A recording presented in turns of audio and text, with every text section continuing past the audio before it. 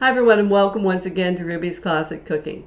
And today I'm making Ruby's beef stew. This is my version of beef stew. Now it may not work for everyone, but it works for my husband and I. And anyway, this is a very adaptable recipe. It's really more of a guideline than it is a recipe actually. Because although you can read in a cookbook and it says use this many potatoes and this many that and blah blah blah, that's great if you don't know where to start. But I've been doing this for a long time and I know what we like, and this is how I make mine. Anyway, so first thing I do is I get about 4 or 5 good sized carrots, and these ones are already peeled. And I've got an onion here. This is turnip. I've already split them in half, and I'm going to have to chop those up and peel them. And sometimes I put a cabbage in too. And don't forget the potatoes. The potatoes are in the sink right now, so I'll probably be putting 6 or 7 good-sized potatoes in this stew too. I also have about 1.5 pounds or 700 grams of beef, already chopped up into cubes. Now normally I wouldn't buy it like this, but my husband was out shopping. He wanted stew, so he bought chopped, pre-cubed up stew meat. Normally I would buy some beef that's on sale, that's a cut that's good to use for this, and I would just cut my own cubes with my own paring knives, my own sharp knives that I have in my own kitchen. But anyway, that's my husband shopping. He sees it, he buys it, right? Anyway, so I have my special knife here that I use for cutting up things like turnips and squash and cabbage and things like that. And I'll be using this morning. That's how I split these in half, and I'll kind of show you how I do that with these. Anyway, safer than using a regular knife that's shaped like this, because you don't have to you get this rocking motion. You can just lean down with both hands on it, and it's a much more secure, safe way to cut something like this. Anyway, I'm not going to stand around and make you watch me chop up vegetables. So I'm sure you know how to peel vegetables and how to cut them up. I'll go away right now and I'll come back when I'm ready to carry on with the next step of this process. Oh, and by the way, if your family happens to like parsnips, hey, by all means, put them in your stew. But my husband and I don't like parsnips at all, so I never put them in my stew. I never use them. It's just personal taste, right? Since we're the ones who are going to eat this stew, why put in vegetables? Why put in the only vegetable that we don't like? All right.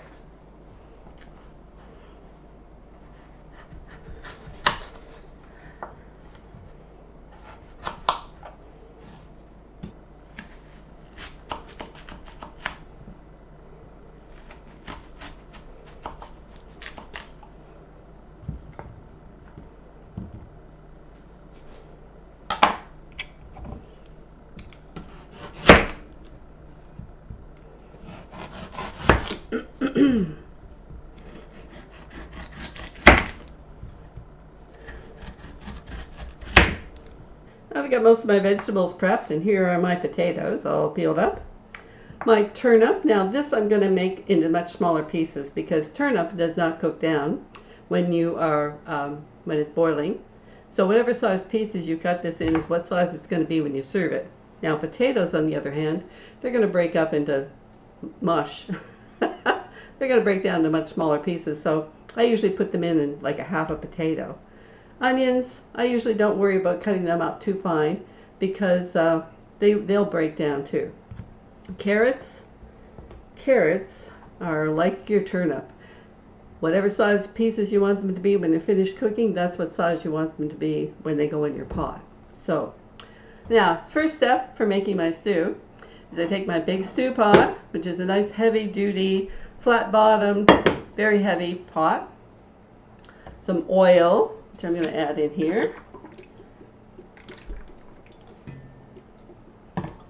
There.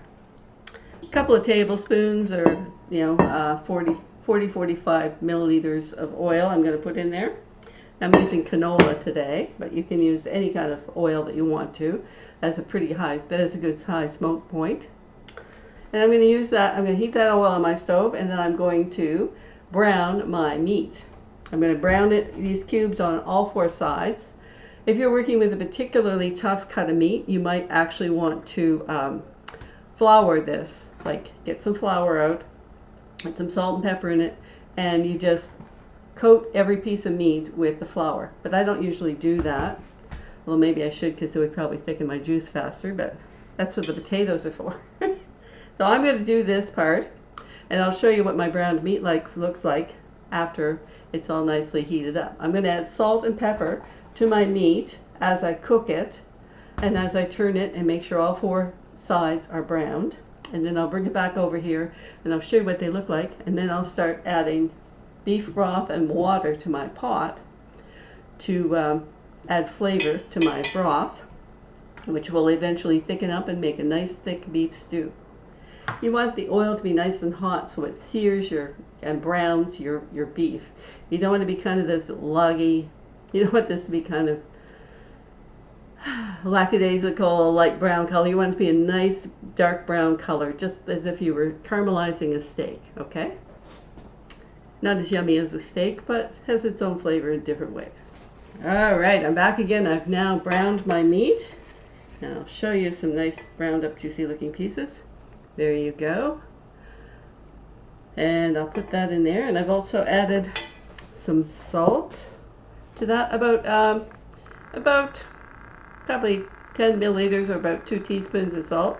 I just kind of sprinkled it on so there was a good coating on my meat.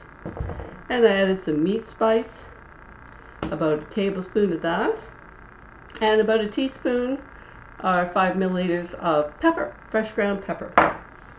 I put my pepper, here's a trick, here's a little trick for you. I take peppercorns and I put them in a coffee grinder and I grind them up and I make my own fresh pepper. It doesn't have anything added to it to help you keep it from clumping, so you kind of have to shake it around a bit when you get to use it. It stays pretty unclumped all by itself, to tell you the truth. And I'm going to be adding some better than bullion to this too, once I get my water in. Now, let's get on with the veggies. So my turnips, well, first of all, I'm going to add some water to this, so stop the frying process. And I'm going to start by adding 8 cups, or about 2 liters of water to this stew, my stew pot. How much you add depends on how big your stew pot is. That'll get me started. That's about, the water level is about here on my pot. So that's about 1/3 of my pot has water in it.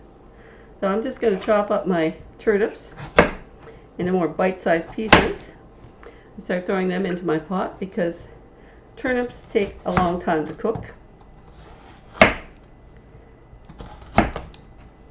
And a lot longer than cabbage or potatoes or carrots. Well, carrots take a long time to cook too. So, and if you're adding parsnips, I'd put them in now too, because they take a long time to cook as well.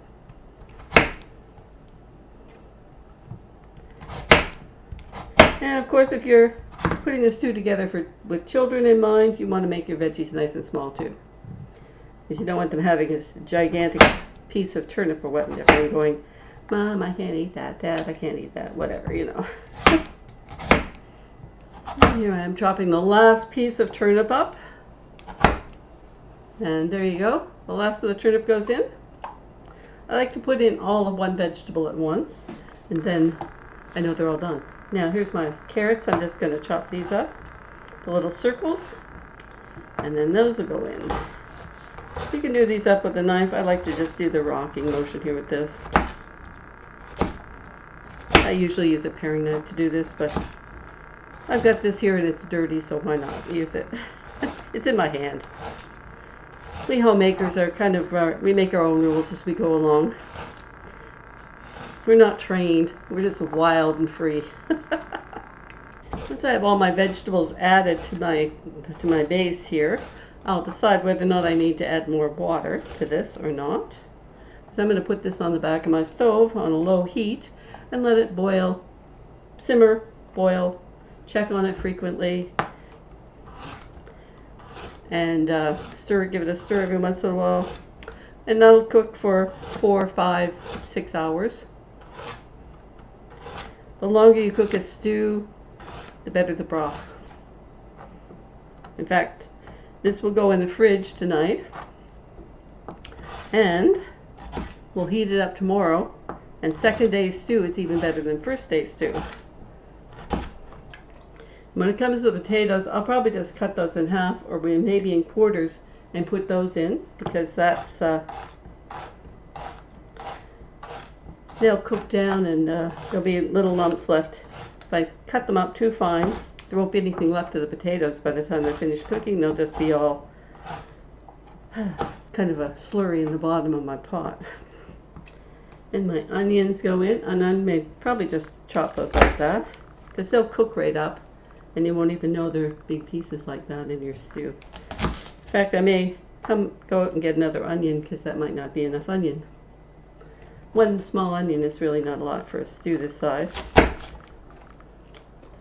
Okay. So yeah, I'm just going to take my potatoes and cut them in half, maybe quarters. Well, I think I might just leave my cabbage and add that later. Maybe an hour, like I said, an hour before serving time. And when I get my stew on my plate, I like to mash mine up. So I mash my potatoes into my juice. There we go. Now, there isn't really enough liquid in here to cover my veg, so I'm going to add some more liquid to here. There we go. And I'm probably going to add some more salt and pepper to that, because the seasoning, there, see? My veggies aren't covered, so. And now I'll probably add another 4 cups of water to this, which is about a liter of water. Here, that brings my level up to about here for my liquid inside. And all my vegetables are now covered. That's my better than bouillon beef stock, and I'll just dip in here with my teaspoon from the drawer. Get a nice full teaspoon. Oops, don't spill the goodness here. Drop that in here to my pot. Probably get another one. And here we go. 2 nice teaspoons of my better than bouillon beef to go in here. I want to dissolve that. I'm not wasting any of it. That will add a big beefy boost of flavor to your stock, especially if you're forced to use water. If you have some prepared beef stock, hey, put that in there. I just didn't have any today in the house, so like I say, we homemakers, we're just wild and free. We just wing it. Use what you got in the house. If you've got beef stock, use beef stock instead of water. If you have concentrated, put water in and add that to the concentrate. Make sure you get all of it off the spoon. There you go. The spoon is now clean. And now I'm just going to pop my lid on my pot, put my pot on my stove, and I'll come back and show you in about 4, 5, or 6 hours what this looks like. It's not the prettiest dish in the world, but it is very tasty. So just remember to stir every hour or so when it's bubbling away on your stove. Make sure this doesn't get to too much of a full rolling boil. You want it to simmer, but on a stovetop it's really hard to manage that. So anyway, I'll be back and show you what all these raw vegetables and meat in here turned out to be like. Hi everyone. When I left you it was 11:30 in the morning, and now it's 5 o'clock, so that's what? 6 hours. This has been burbling away on my stove. So my beef stew is now ready to serve up for supper. Yum. And though it probably doesn't look like the most delicious food you ever saw in your life, well, it tastes fantastic. Take my word for it. Juice of my stew looks like this lovely color. See that? See now. There, see how beautiful that is? And all my veggies, my meat. The meat and veggies are all cooked up nicely. Yum. I added that cabbage around 3:30, so that had a good hour and a half to burble away. And you can see the beautiful vegetables in here. This is going to be a lovely meal tonight. and tomorrow night, and probably the night after that. Okay, and I'm going to dish up a plateful of my lovely beef stew here so you can have a good look at it. See what everything looks like inside of it. Yum, delicious.